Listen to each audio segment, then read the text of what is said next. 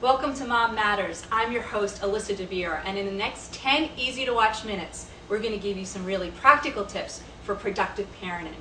Today our topic is, please stop the roller coaster parenting teens. And we have a really special guest today, Blaney is joining us. Sue is the author of the Please Stop the Rollercoaster, How Parents of Teenagers Can Smooth Out the Ride book.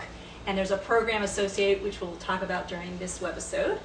She's also the founder of ChangeWorks Publishing, and she speaks nationally to both the media and groups, parenting groups and so forth, all over the place. You've also raised 2 teenagers yourself, and being a communications specialist, that must have come in handy. Well, it certainly did, and I'm proud that my kids turned out the way they did. They're quite special. Excellent. Sue, we normally on this show talk often about topics with younger children, so it's exciting to have somebody who has expertise in a little bit older demographic. What are the ages you typically talk about and the things that we'll be covering tonight? My focus is on parents with children in grades 6 through 11. Although parents of kids just entering middle school, many of them are complaining that they're seeing adolescent behavior earlier and earlier. My elementary son is already showing signs. I hear that. I hear it shows up early these days. So what are the things you're hearing? What kind of problems, what kind of issues are the typical things that you're hearing about? Well, I think that when parents have children that are just entering adolescence, there are pretty dramatic behavior changes. A lot of parents feel the indelicate crash off the pedestal, and they wonder what happened when one day they were favorite people and the next day the kids don't want to be with them. So that's just one example. The relationship changes. Kids at the younger stage of adolescence are very focused on their social life, and parents of 6th graders see this a lot. And when children are in middle school, they're often more focused on their social life than they are on academics and some of the more responsible behaviors that parents expect. That's very typical behavior. So parents need to start to get a sense of what this new world entails and what it holds for them. Now you say typical behavior. Does this apply to everybody, certain types of people? There are more areas of commonality than there are children that are off the charts. There are some very specific, very typical behaviors that children go through at the various stages of adolescence. So there's a lot of common ground for parents to explore together. Okay, and what are the typical things that parents are concerned about? What are they worried about? Is it drugs, sex, alcohol, or all of the above? Well, it is all of the above. Number one, when you ask parents what their fears are, by far, number one is all about risky behavior. So there's a tremendous amount of need and concern and information that parents have in that area. And risky behavior would be what? Which is use of alcohol, drugs, sexual behavior that's early and unprotected. That includes drinking and driving, all the bad things that include risk that parents are fearful of. So that really drives their need for information, and it drives their concerns. But I also see 2 other categories that parents wonder about. And one category is the question, what's normal? You know, they need to know what's normal behavior.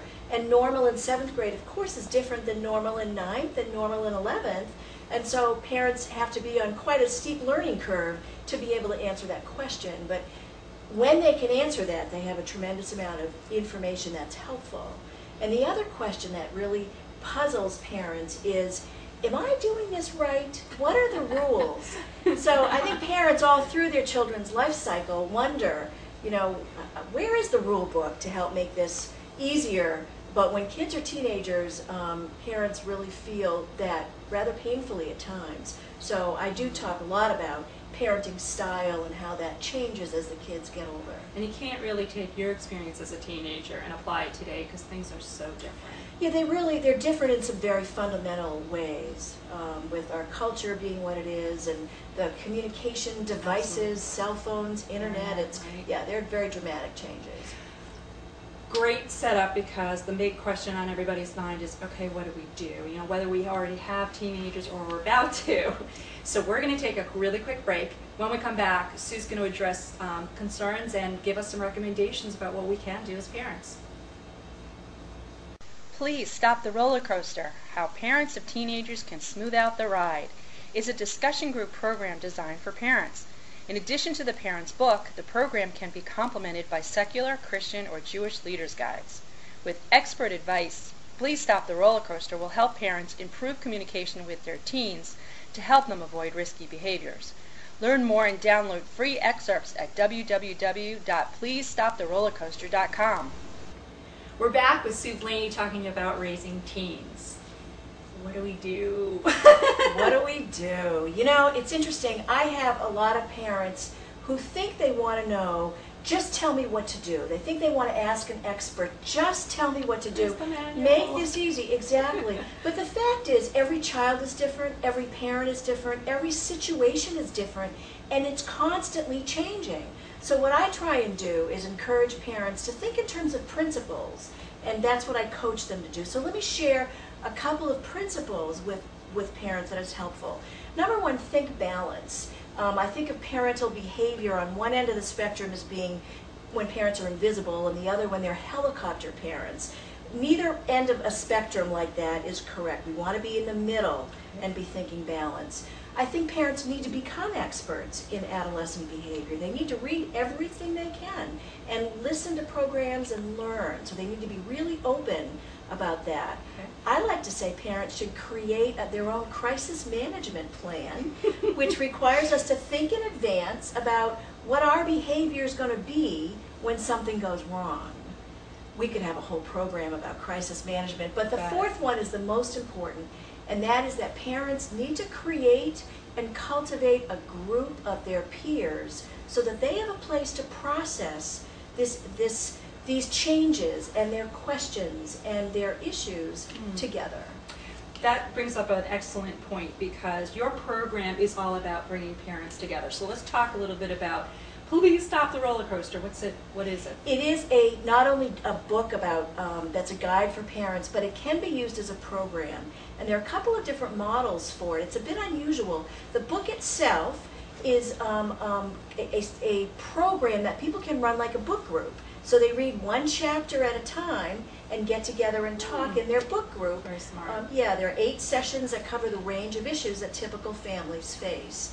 It also, I've learned, there are many times people want to have a facilitator, a person running it. So I have created a secular leader's guide, a Christian leader's guide, and a Jewish leader's guide. Oh, and it has started parenting discussion groups across the country. And I found that faith communities are very interested in being able to offer this kind of programming for parents. I bet. And all that information about how to order the guides and the book, that's on your website, and we're going to post that URL right on our blog. But for purposes of today's show, it's Please Stop the Rollercoaster. Yeah, pleasestoptherollercoaster.com, and there are excerpts of the book and the leaders' guides that are for free downloadable. I also know you have some other white papers and things. I have a new report that's research-based. I've titled it Parenting Teenagers, the Agony and the Ecstasy.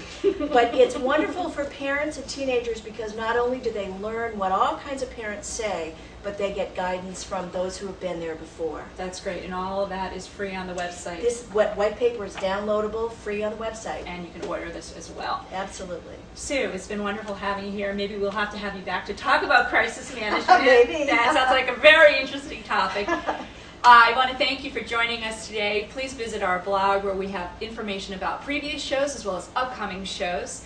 For Mom Matters, this is Alyssa Dver giving you practical tips for more productive parenting.